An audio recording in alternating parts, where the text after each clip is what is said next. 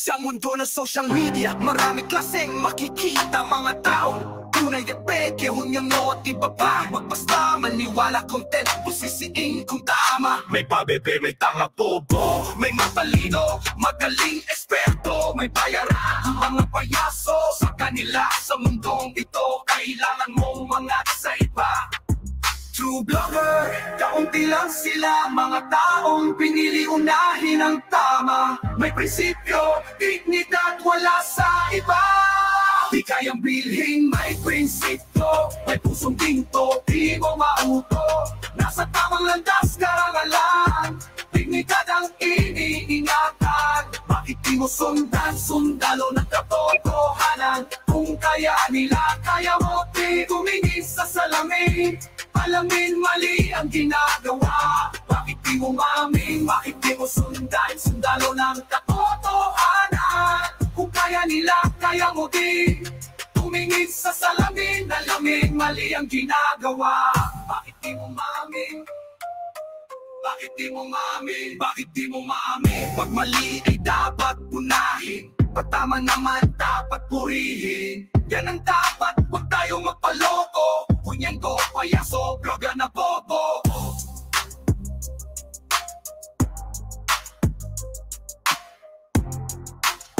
Kaunti lang sila, mga taong pinili unahin ang tama. May prinsipyo, dignidad, wala sa iba. Di kayang bilhin, may prinsipyo, may pusong ginto, di mo mauto. Nasa tamang landas, karangalan, dignidad ang iniingatan. Bakit di mo sundan, sundalo ng katotohanan? Kung kaya nila, kaya mo di tumingin sa salamin. Alamin mali ang ginagawa. Bakit di mo maamin? Bakit di mo sundan, sundalo ng katotohanan? Kung kaya nila, kaya mo di tumingin sa salamin. Alamin mali ang ginagawa. Bakit di mo maamin? Bakit di mo sundan, sundalo ng katotohanan? Kung kaya nila, kaya mo di tumingin sa salamin. Alamin mali ang ginagawa. Bakit di mo maamin?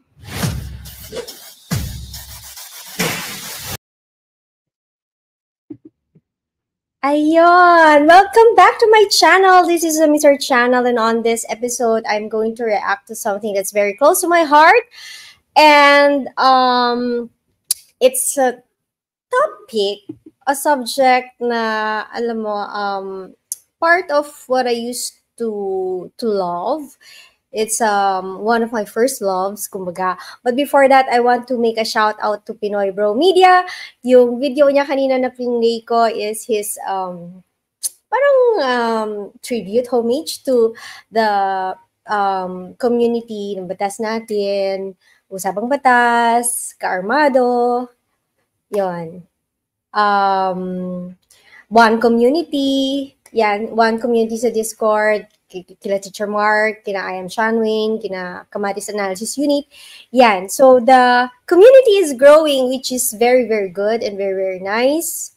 I think the advocacy to awaken people's minds and critical thinking is gaining traction right now. Kaya, okay yun. So please follow his channel.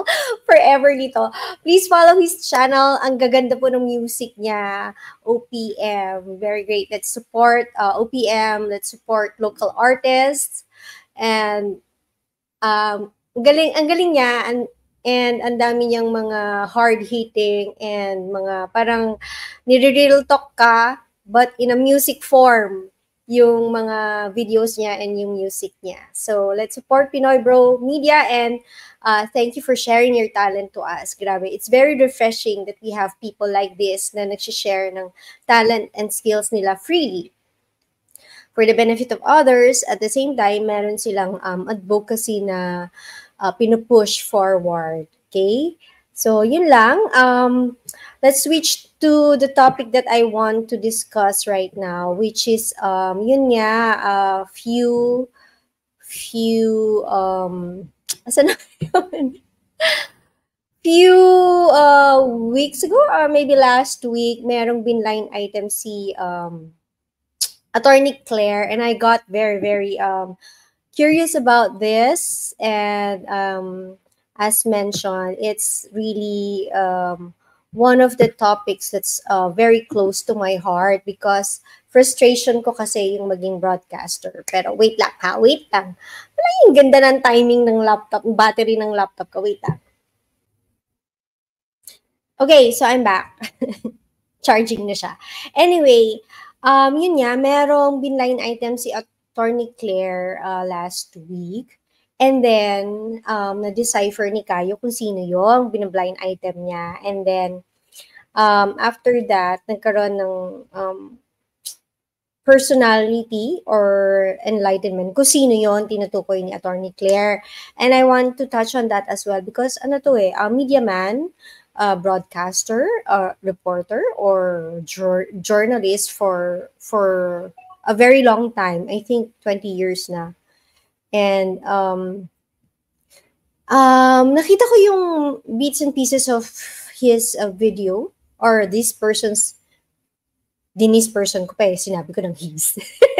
Anyway, let's just go to the video of Attorney Claire about this komentarista or this nabansagan tuloy siya na payroll vlogger. So, let's go to it. Wait, asan na ba? Attorney Claire, where are you? Wait lang ha. Okay. May isang vlogger. Mm-hmm. Ang sinabi, kasi gumawa tayo ng issue dito Ang sinabi ko daw, ibang mambabatas, ibang kasamang mambabatas, dismayado sa ginagawa ni Bato. So may vlog ako dito. Ikaw pa yating kasama ko ng partner Pero sa vlog ko. Dinidebunk ako, partner. Hindi ko na sabihin ko sino. Dinidebunk ako. Nagtatawa pa siya, partner. Ang sabi niya, ano daw, for the views lang ako. At wala naman daw senador na dismayado. Teka lang, 'di ba? Kung bago ka nagvo-vlog at galing ka sa media, tingin ko kung journalist ka o talagang lehitimo kang taga-media, aralin mo yung facts mo bago mo ako i-debunk. Wow, those are very strong words from Attorney Claire. But very valid kasi, o nga naman, kung matagal ka ng media person, it's not very rocket science na just ko very basic yung facts, yung verification of facts sa mga media person, press people. Very basic yan. So, for Attorney Claire to stress that out, baka may something wrong or may something dito sa media man na to. Diba? So, let's continue. Kasi never ako magsasalita on air dito para sirain ko yung istasyon na to sa kasinungalingan ko at for the views. Diba? DZXL to. Alam mo to. Kilala mo to. At never ako magsasalita rito na ikasisira ng istasyon. See, this is one thing, guys, friends. Iba yung kami na nandito sa YouTube with our YouTube channel. Iba yung level of I don't know how you really can call it, but in terms of yung responsibility and yung integrity, iba yung level dito sa sarili-sarili naming mga YouTube channel. We police our own selves pagdating dito sa YouTube channel. So kami, or yung mga content creators dito sa YouTube that maintain each of our own YouTube channels, kanya-kanya kaming pagpupulis, pagsisensor, depende sa personality namin or depende sa values namin, ang pagkatao namin, no? Iba-iba yan. So kami-kami mismo yung nagpupulis, and we are just guided and guarded by the community standards and by the policies of YouTube. But for a network, a radio station, para sa isang DZXL, that's a radio station that's actually outside. It has its own entity outside YouTube. So it's a radio station, it's a network, guided yan ng iba-ibang, let's say, KBP, kapisanan ng mga broadcasters ng Pilipinas, ng National Press Club, ng I forgot na kung ano pa yung ma-manage sa mga radio stations. Okay? May under sila ng ibang hierarchy or higher offices or something. So definitely yung DZXL, that comprises of mga editor-in-chief, station managers, yung mga ganyan. And meron yung mga principles and values na pinangahawakan that you have to abide if you are a mere talent, such as a host or a DJ or let's say a sound engineer ng network na yan. So for a host na run ng isang radio program sa isang radio station, syempre, hindi lang naman yung sarili niya yung bit-bit niya dyan. Bit-bit niya dyan yung buong estasyon. So, if meron mang sasabihin ang isang host ng isang estasyon, of course, nakaka-affect yun dun sa, mas nakakataas dun sa station or the entire radio station group. Isang programa lang yan. And ang radio station, di ba may pinupuno yung mga airtime. So, iba-ibang mga programas meron sila dyan. And ang isang radio program, if damaging ka sa image ng isang buong radio station, then most likely, tatanggalin yung programa mo. Papalitan ka ng ibang airtime filler. Alisin yung programa mo kasi damaging ka sa rating ng station, damaging ka sa mga possible advertisers ng radio station, damaging ka sa business ng radio station, so yung programa mo, tatanggalin. Or kung hindi yung programa mo, ikaw as a host, papalitan ka ng ibang host. So ganun yun. So hindi ka basta kara-kara ka pwedeng magsalita on air sa isang radio station, sa isang TV network, or isang TV program.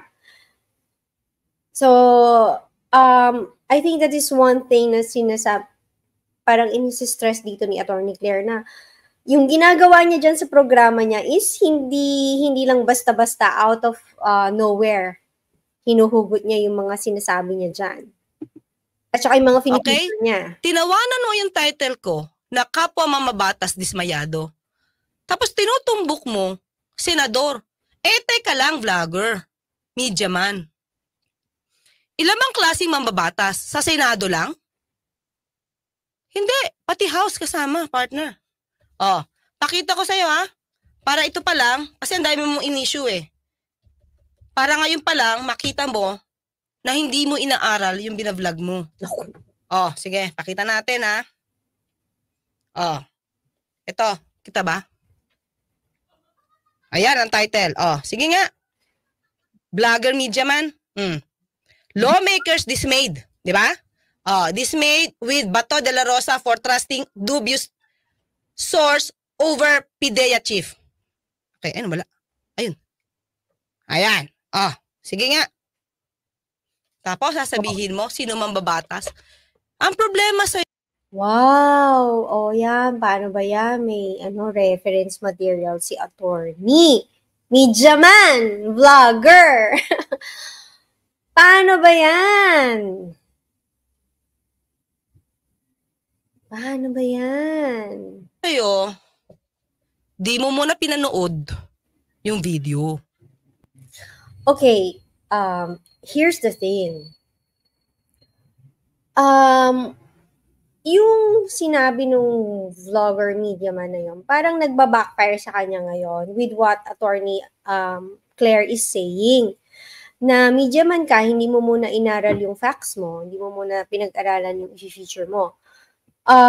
Guys, I'm going to say, ako minsan, I do that. Hindi ko view yung video or yung topic na hina-highlight ko prior featuring it here sa channel ko because I wanted raw emotions or raw reactions coming out from me. But hindi naman ako all the time totally clueless doon sa tinatopic ko dito. So, and I'm not a media person. I'm not a media person. Siguro, ngayon pa lang, I can work on it. Right now, I can start going back to my first love, which is media or mass media or broadcasting. Pwede ko siyang simulan ngayon. But I know the basics. But for somebody who's been doing this for more than 10 years, more than 20 years, I think medyo nakakakurot yung mga sinasabi ni Attorney Claire ngayon. If you're that person, di ba? Bago ka nagsalita dyan. Isa pa lang issue yan. Hindi ko dito take upin yan sa vlog ko. Well, anyway, tuloy tayo, partner. Sinegway ko lang, partner. Kasi, gumagawa tayo dito, nag-explain tayo dito, at inaaral ko to bago ako sumalang. Sinusulat ko nga bawat isa eh. Diba? So, partner. Sige. Maghahanap. Well, anyway, mga kayubi, isa na lang, partner. Okay. Doon sa sinasabi ko kanina, partner ha, hindi akong babanggit ng name ha, na vlogger, media man, sinabi niya na may question mark, malamang ignorante daw ako sa Senate rules kasi nag-vlog ako about cut the process. Mr. Vlogger Media Man, eto, pwede tayo magdebate kahit dito para patunayan ka sa'yo na ikaw yung mali. Wow! Challenge. What a challenge. For a media man, a vlogger, to say na ignorante yung isang lawyer sa Senate rules, medyo, yata yun, medyo below the belt yon. You have to prove na ignorante nga siya. But, di ba, I mean, Senate rules, laws, lawyers, laws, imposibleng maging ignorante siya sa topic na yon. Siguro ako na lang yung sabihan mong ignorante sa Senate rules. Kasi, di ba, mamamayan lang naman ako. Maarting mamamayan lang naman ako na nagre-react dito. Pero for a media man, vlogger, to say na ignorante ang isang lawyer sa Senate rules, medyo below the belt yon for me, in my opinion. Kasi, iba yung ignorante sa walang alam or kokonti lang yung alam. Ignorante is on a different level or on a different bucket. So, magwawaran talaga yan ng challenge for a debate coming from the person na sinabihan mo na ignorante siya. Especially na sinabi mo lang yon just to to make an ad hominem remark, pero wala ka naman talagang backup na proof na ignorante nga siya. That's really gonna warrant a challenge. And sana mag-materialize tong challenge na to, no? Magandang panoorin to. I mean, marami tayong matututunan dito at matutuklasan if matuloy itong challenge na to ni Attorney Claire. Sana matuloy. Pangalawa, hindi mo pinanood yung video ko hanggang title ka lang, kaya ganyan yung sinasabi mo. Hindi mo rin pinanood ng buo yung video ng Senate, ng plenary session kung saan si Senator Pia mismo ang nagsabi at si Senator Zubiri ang nagsabi na ang issue na ito ay dadalhin sa Committee on Rules para malaman kung anong dapat. Bablog kita, hindi dito. I think yung sinasabi dito ni attorney, yung yung naging parang sort of conflict dun sa Senate rules nila dun sa 3 days na after mag-privilege speech, may 3 days para ma-invite yung mga personality or people involved dun sa tinopic or inopen sa topic dun sa plenary session ng Senate yung issue. And yun yung parang kay Senator Bongo, kay Senator Jinggoy Estrada, nagulat siya the following day, invited na yung mga personalities, officers ng Belkens. Kaka-mention niya lang ng Belkens nung privilege speech niya. Doon sa privilege speech ni Senator Jinggoy, yung Belkens, kakabanggit niya pa lang nung the previous day. So, I think ito yon. And napanood ko yung plenary session na yon. And sinabi doon na yung issue about that conflict, since nangyari siya, will be forwarded or referred to yung kanilang committee on rules. Tama ba? Sa rules, oo.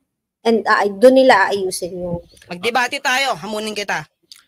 Alright. Yeah. So, mga ka-UB, it's better na ang gagawin natin ay for the views, para mas marami kayong matutunan, kesa for the payroll ng politika. Hindi tayo ganun. Okay? So, hanggang bukas. Ayun lang. So, may pasabog talaga si Attorney Claire.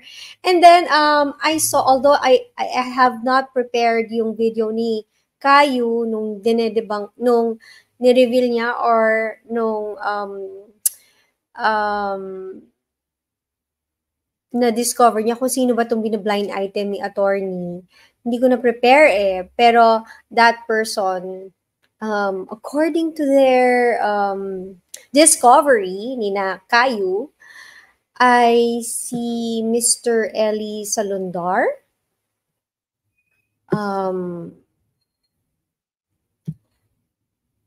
Yeah, siya. And I tried to go to his channel.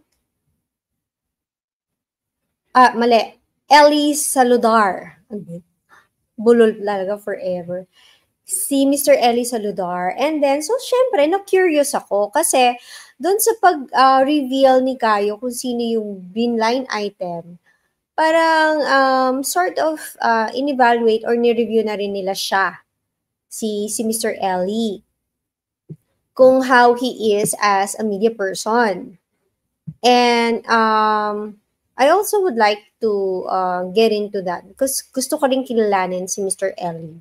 And if tama ba yung sinasabi ni Attorney Claire dito na matagal siyang media man, but he doesn't seem to get his facts straight first bago siya magsalita on cam or on air or on his video or on his channel. So let's go to that. Wait. Let's go to that, no? Asa na ba siya?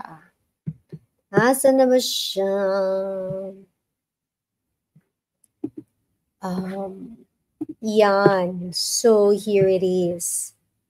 So let's comment on his content. Okay?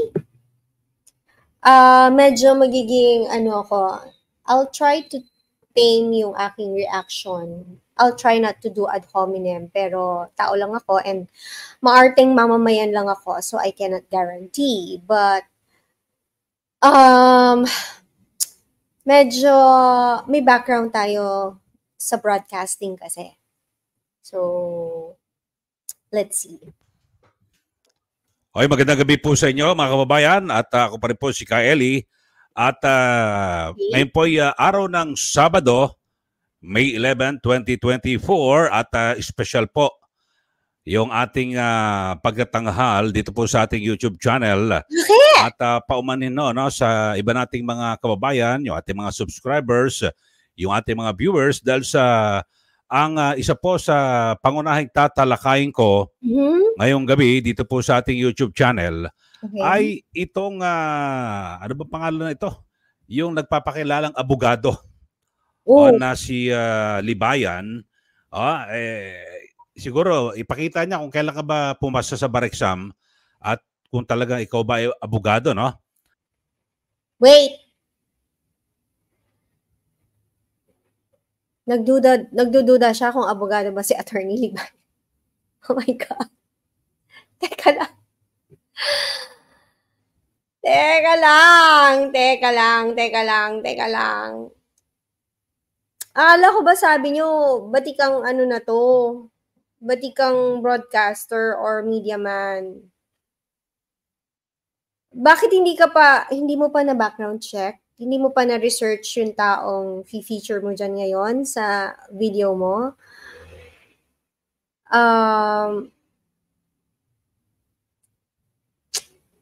Ano ba? Ba't ganun? I don't know how to react.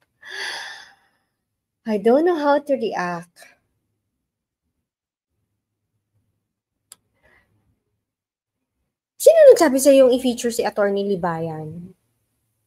Tapos hindi ka man lang nag-background check muna or hindi mo man lang na-research muna si Attorney Libayan.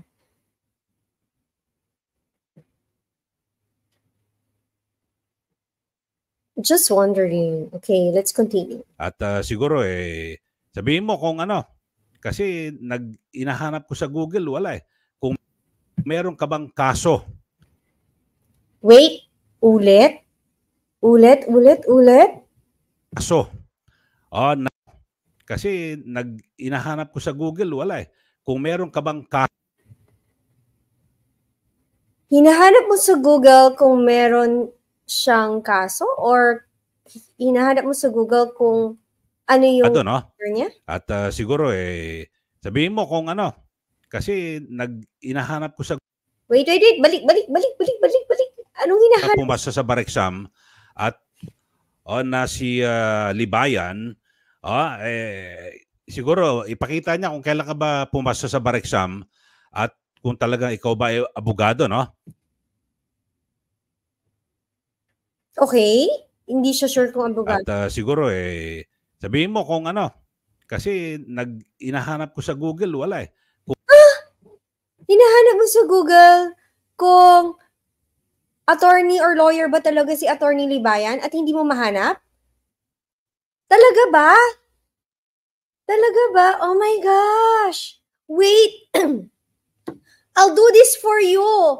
Ka Ellie, oh my God, nahirapan ka ba? Diyos ko, matagal ka ng media man, di ba? Research. Facts. Get the basics. Yung who, what, when, where, how, why? Basics ng ano yan, broadcasting yan, reporting, commentary. Basic yan. So wait. Are you serious? Are you seriously serious? Okay, wait ha. Wait ka, Ellie. Tulungan kita. Mag-Google tayo. Ka, Ellie. I hope. Oh my God. Okay. Keyword, Libayan. Law Office of Attorney Libayan. Batas natin the firm.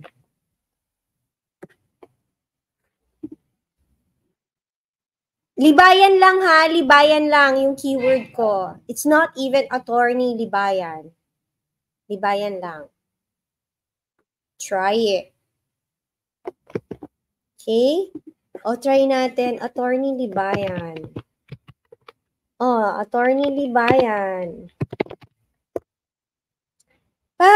Law Office, Channel of Attorney Libayan. Where did Attorney Libayan graduate? People also ask. Ayan, Ayan siya,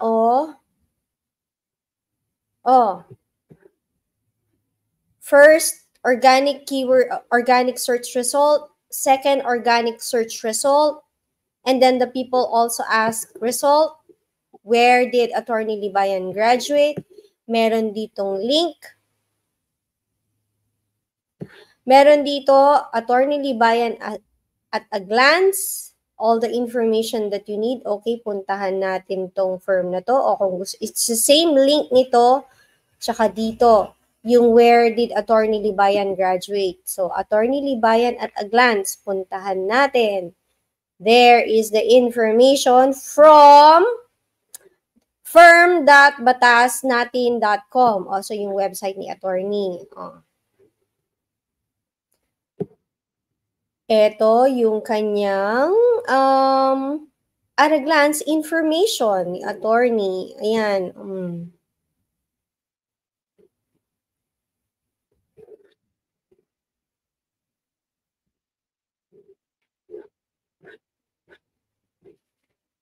Ayan, okay. So, may question pa ba? Wait, list of lawyers in the Philippines. Let's try. Lawyers list. Okay, wait.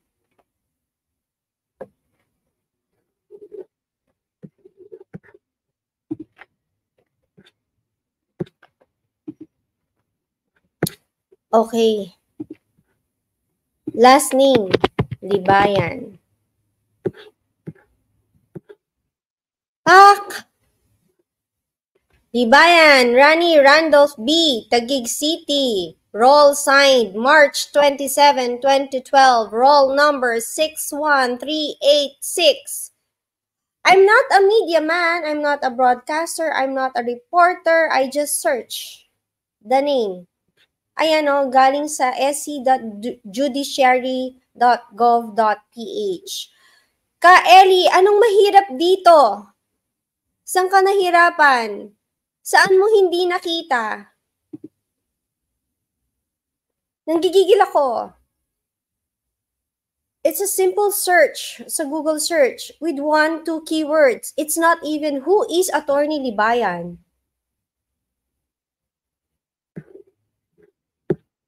I do not understand, Ka Eli. I do not understand. Let's go back. Libayan. There is the law firm.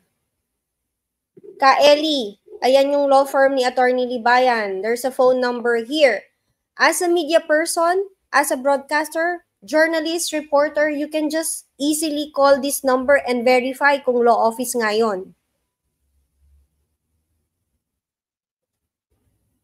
Getting your facts first is a basic, very elementary task para sa isang media man, media person. So I don't understand anong naging struggle mo in looking or finding for information about Attorney Libayan. Naka-flash din dun sa video niya, sa channels niya, sa lahat ng videos niya, sa lahat ng live stream niya. Yung phone number ng law firm niya, yung email address ng law firm niya, you can easily verify that. So why have the doubt?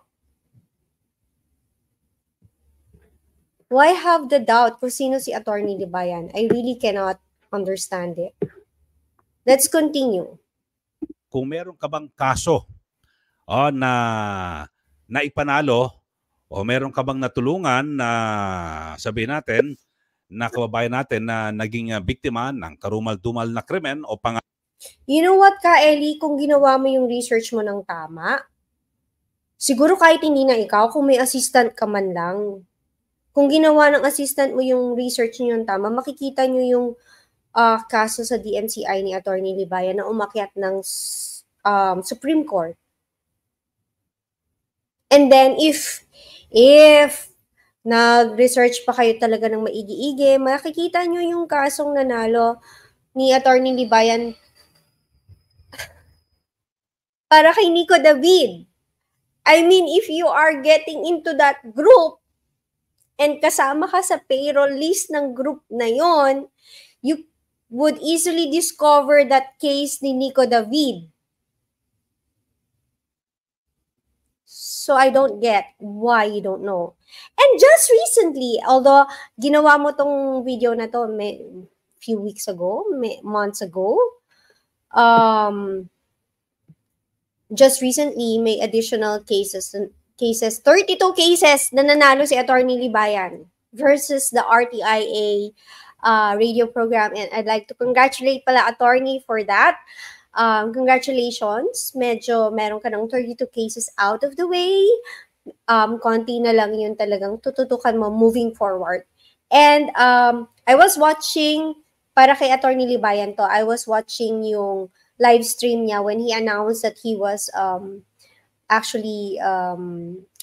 he was filed a case against him, or a case was filed against him December of 2022, if I'm not mistaken. So napanood ko yon when he announced that. And it's about the copyright infringement na case. And sabi niya, it's good that that happened to him. It's better him than anybody else going through that case against the RTIA program. Kasi although maraming nagdidiwang from the other side nung nakasuhan siya, they didn't know or hindi nila naiisip na kapag nag-push through yung case na yun, damay din sila eventually after. Oo, kasi reaction videos din yung mga ginagawa nila, which is no different from what I am doing right now and what Attorney Libayan is doing also.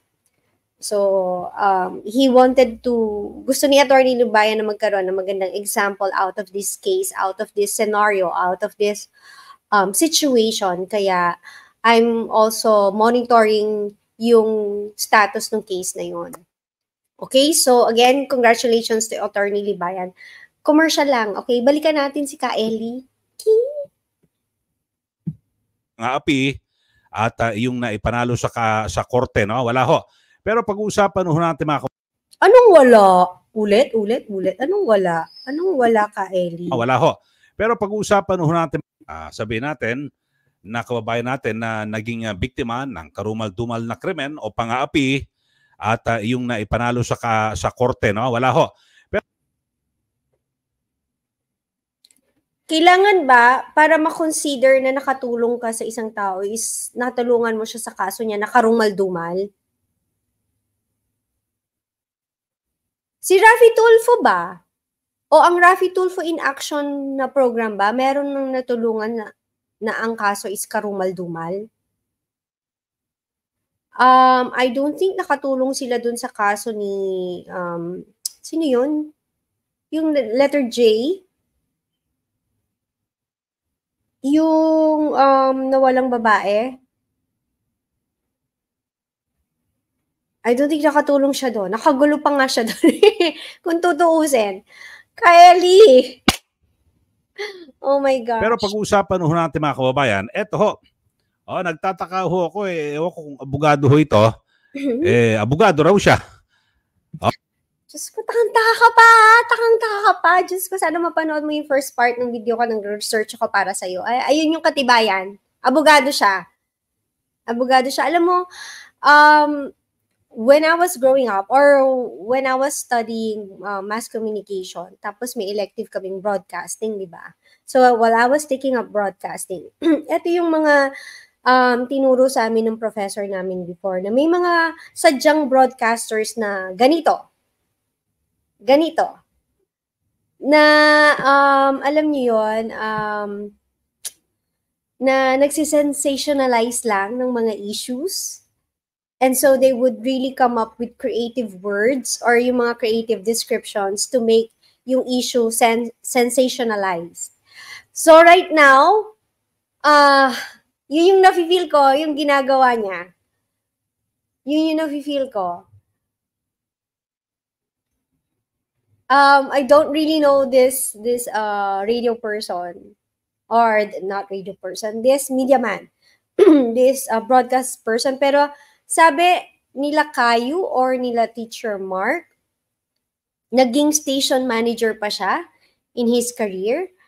Parang, oh my God, station manager, simpleng search ng facts, ng information, hindi mo kayang gawin on your own, by yourself? My God, paano ka naging station manager? Oh my God. And yung mga sinasambit niyang salita dito, ganito yung ganito yung mga typical ng broad na mga DJ or announcer, commentators na talagang nagse-sensationalize lang kasi wala silang masyadong maganda or wala silang masyadong meaty na masabi tungkol dun sa tao.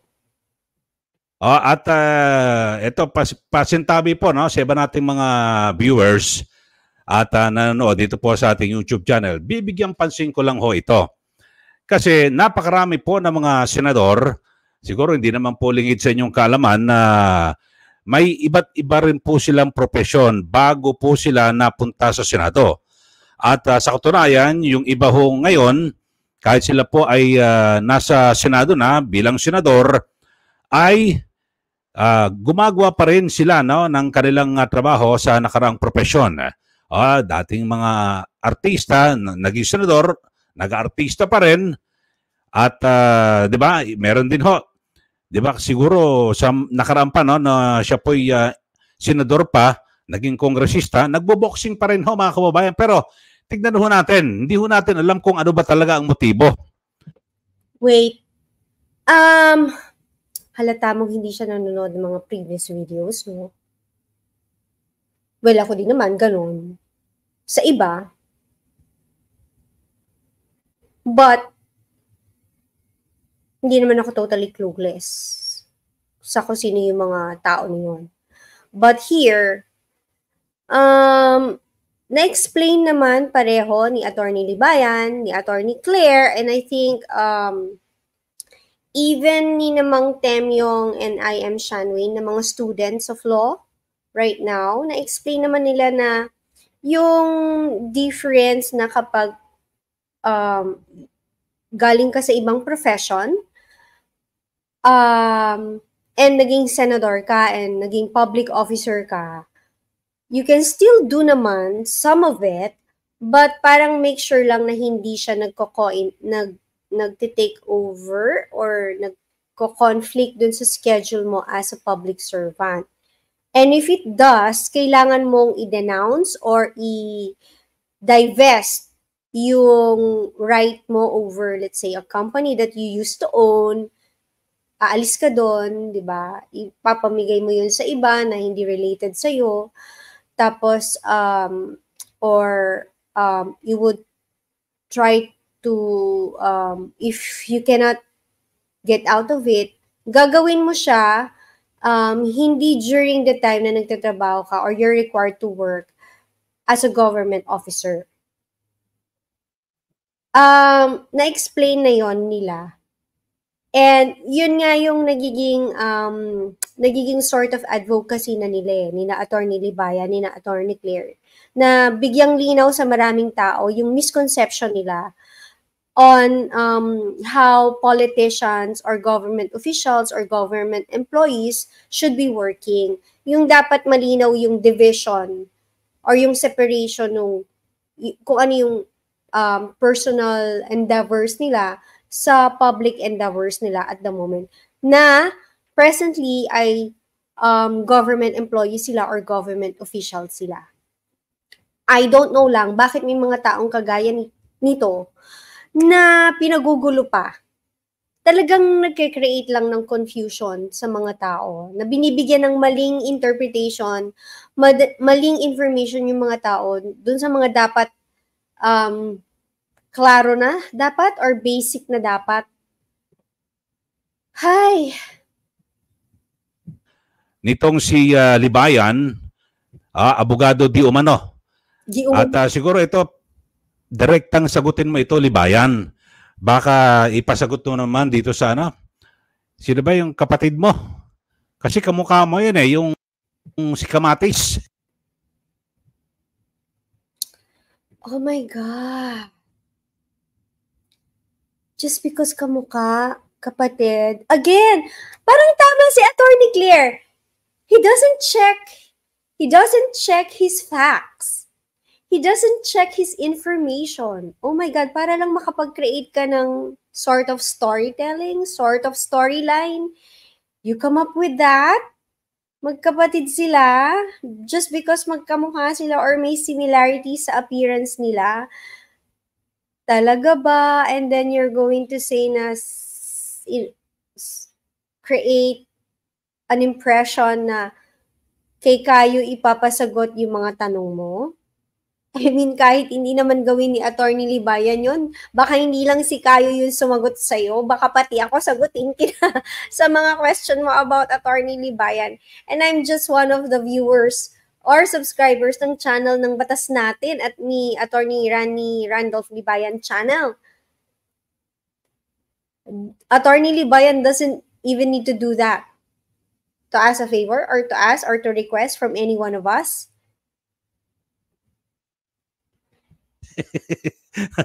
Kamukhang kamukha mo. Siguro kapatid mo kasi pag binira kita doon ka nagsusumbong, siya ang umaatake. Guys, sabihin nyo nga sa akin kung ilang beses na siyang bumira kay Attorney Libayan. Madami na ba? Madaming beses na. Ikaw mismo sumagot nito. Siguro. Madaming beses na ba siyang bumira? Tapos ano ba yan? Madaming beses na ba siyang bumira kay Attorney Libayan na si Kayo yung sumagot? Oh my God.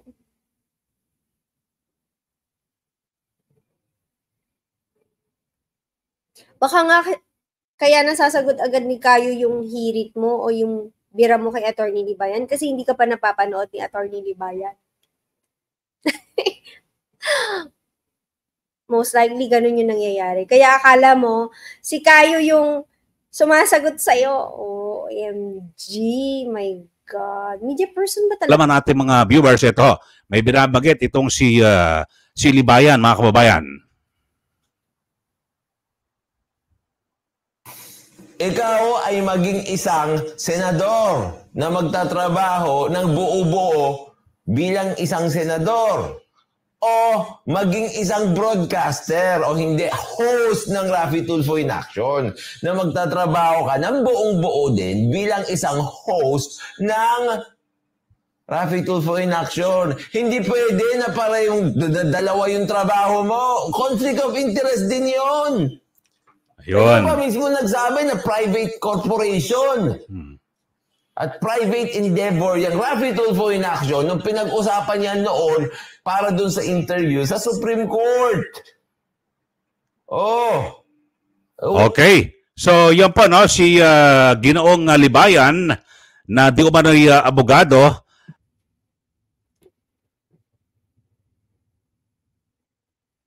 Di umano talaga. Well, ayan po ang reaction ng isang di umano'y media man, vlogger, na hindi alam at hindi sigurado sa background ng taong kanyang fini-feature or binibigyan ng komentaryo. At binabagit niya ho kasi mukhang pinag-iinitan niya po ito pong si Senator Raffy Tulfo. At matagal ko rin po yung nakasama, no? Ito pong si Senator Tulfo sa DSEXL at ako noon ay station manager. Siya po ay anchor na dire-diretso po mula no. Okay! So talaga palang sinabi niyang station manager siya. Oh my God. Oh my God. Talaga ba? Oh my... I hope magaling ka nung time na station manager ka ng DZXL. Or I hope magaling ka nung time na yun. Noon, year 2000 po ito ay yung Wanted sa radyo ay wala pa ho yung mga YouTube na yan. Yung social, yung SOCMED na wala pa ho yan. Ay ganun na po yung kanyang ginagawang trabaho at syempre yung bilang pagiging broadcaster at ang pinakamatindi ho rito, yung kanyang programa ay public service program na marami pong tinutulungan ating mga kababayan at alam nyo sa ganyan sa pagpoprograma kasi kino-question itong si Ginoong Libayan na bakit pinipili nyo yung ito lang i-air nyo tapos gagawin nyo sa YouTube. Alam nyo nung wala pa yung YouTube niyan, Facebook ginagawa na ho yan mga kababayan pero so, anong ginagawa nila? Ginagawa na pala nila ever since yung pinipili lang nila kung sino yung tinutulungan nila. So kung ano yung feeling nila, magtataas ng ratings nila sa TV or sa radio, yun lang din yung tinutulungan nila. Is that any different from what they are doing right now sa YouTube channel nila? Radio man, media man, vlogger? Yun ho, kine-question. Bakit ho? So, eto ho. Ano ho kaya ang motibo nitong si Ginoong Libayan kay Senador Raffy Tulfo? Sure ka dyan? Sure ka dyan na ang motibo ay na kay Senator Raffy Tulfo. Hindi kaya ang motibo is dun sa pinaggagawa nila dun sa radio program. Sure ka ba dyan, Ka Eli? Di ba yan? Type mo ba? Wow! Talaga yung mga linyang ganyan, ano? Pang sensationalize lang talaga, no? But you know what, guys? Before I continue, no? I did a research on him. Okay? And I found out, naging kolumnista siya ng Philippine Star and kolumnista siya ng Abante Tonight. So, it's no wonder na ganyan siya. Magaling siya sa mga ganyang salitaan, sa ganyang approach, because galing siya ng Abante Tonight. And we all know kung ano-anong klaseng mga reporting or news yung nilalathala dyan sa Abante Tonight. It's really for the masses. And although they have very good writers there, very good authors, pero madami dyan na sensationalize yung style of writing. So, sana dun sa mga nakikinig sa akin ngayon and dun sa mga subscribers niya, I'm sure, you know, na ganon. May ganong estilo sila if you used to write for tabloids. Okay? If you used to be a tabloid writer, then it speaks in volumes. Kaya ganyan ka magsasalita ngayon tungkol sa mga fini-feature mo. Now I get it. Type mo ba si Senator Raffy? Type mong birahin araw-araw. Ay, Diyos ko pong buhay to. Actually, Ka Eli, talagang hindi ka naman lang nag-search, tinignan mo yung mga videos ni Atty. Libayan. No? Hindi niya type birahin. Dinaily dose na nga niya eh. And it's been many months na. Since last year, nagkakaroon na ng daily dose of Raffy Tulfo or daily dose of Tulfo. So, hindi niya lang type. Hindi niya type. Ginagawa niya na. So, bibigyan natin ng ehemplo. Bigyan natin ng background. Ay, pasintabi po sa ating mga viewers na sasabihin ako, wala kayong pakialam dyan sa isyong yan. Hindi. Special po ito. Weekend naman eh. Kasi itong si Libayan, abogado raw. Pero 2 hanggang 3 beses nakakapag-vlog araw-araw. Siguro wala po itong kliyente. Ooh. The usual generic shit that the Ampalayagang used to say about Atty. Libayan. Hanggang ngayon ba naman, 2024 na, yan pa rin yung sinasabi nyo tungkol kay Atty. Libayan.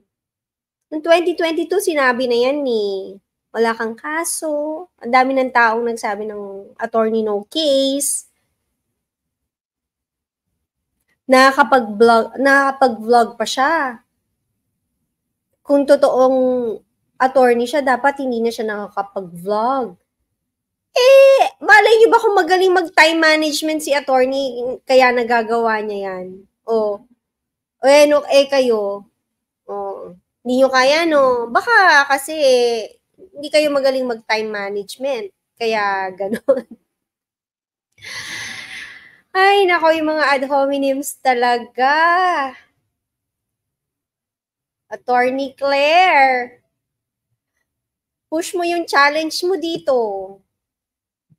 Ewan ko lang ho, bakit ho? So, nakakapag-vlog ho siya araw-araw. Ako hindi. Siguro minsan lang sa isang araw. At kapag weekend, ito ho, naisisingit po natin mga kababayan. At siguro mas maganda para lang po sa patas na pamamahayag. Bibigyan ho namin kayo ng ehemplo na isa po sa mga, sabihin natin, ito, incumbent na senador, kongresista, senador, lumalaban po sa pagbuboxing. Ito ho. In the Senate, always a lot of people, lots of things. I have a thing here, ha? Nagpapakita siya ng video. Wala man lang acknowledgement as to where he got this video.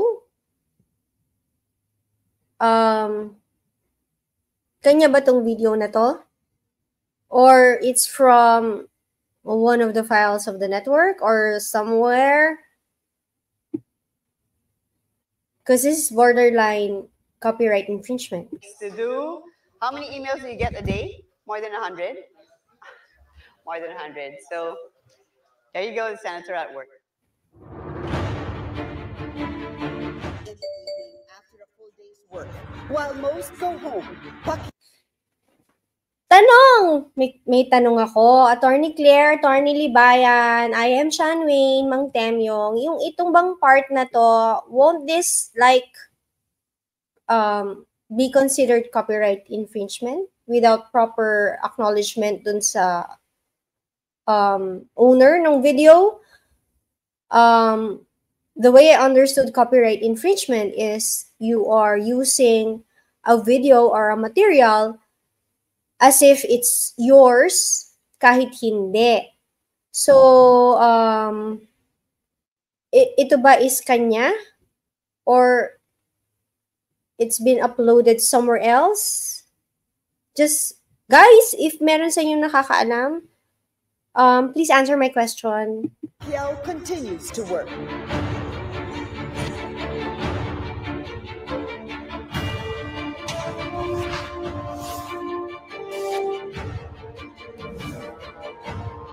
Kasi guys, parang zoom in yung Right video. after a full day's work at the Crop Senate, head. Manny comes straight to this gym, which is about So, 5 minutes I don't- away. And this is I'm where he's feeling doing his medyo routine.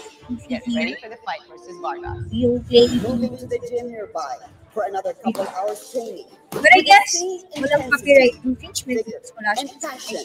The Pac-Man is known. But, you know, may question. Yan ho. Libayan. Nung kasalukuyang senador, incumbent senator pa, ito pong si Manny Pacquiao, at maging kongresista, siya po ay lumalaban, di ba? Nagbo-boxing. $1 million po ang kinikita at binansagang pambansang kamao. Yes. Ito pong si Manny Pacquiao. Bakit may kanoon kay Senator Pacquiao? Takot ka? Baka masapakan ni Pacman. Sensation Anong motibo mo? Bakit iba sinisilip po si Senator Rapi? Yan liwa-liwanag, Libayan. Anong pinagsasat-sat mo? Ano dinadakdak mo? Ka Ellie, I'm not sure if active na yung YouTube channel ng batas natin nung time na lumalaban na ng boxing and at the same time Senator Tulfo.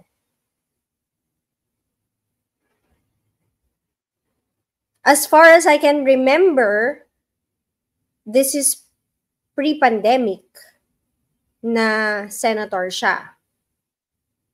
And the channel ni Attorney Libayan mas naging active during the pandemic time. And I don't think may laban pa si Manny Pacquiao during that time. So, I don't know kung saan nagko-coincide yung claim mo dito. But, I also did, sige, tuloy pa muna. Maliwanag si Senator Pacquiao, interview siya. 'Di ba? Na pinakita po yung pagkatapos siya pong magtrabaho sa Senado, diretso na po sa training. Ikaw na rin nagsabi, Ka Ellie. Pagkatapos niyang magtrabaho sa Senado, punta siya sa training. what Rafi Tulfo is doing right now na kino-call out ng maraming content creators, most especially si Attorney Libayan, is nandun siya sa Rafi Tulfo in Action program or dun sa Wanted sa radyo na program while it's within the working hour ng Senate.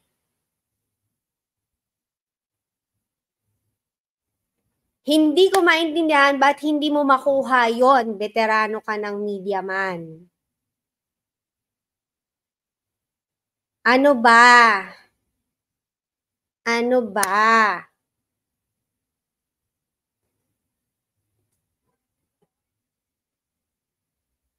So, medyo mahaba na yung video ko.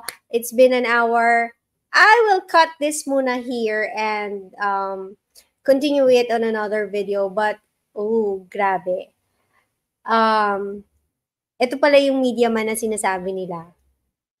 Na veterano na, naging station manager, and ganito siya, mag-commentary. Medyo I am questioning something. So, I'll continue this video next time. Thank you for watching. If you reach this point, again, thank you for spending an hour of your time watching me, reacting on videos and people like this. I hope you have a good day. Have a good life. Smile always. Bye-bye.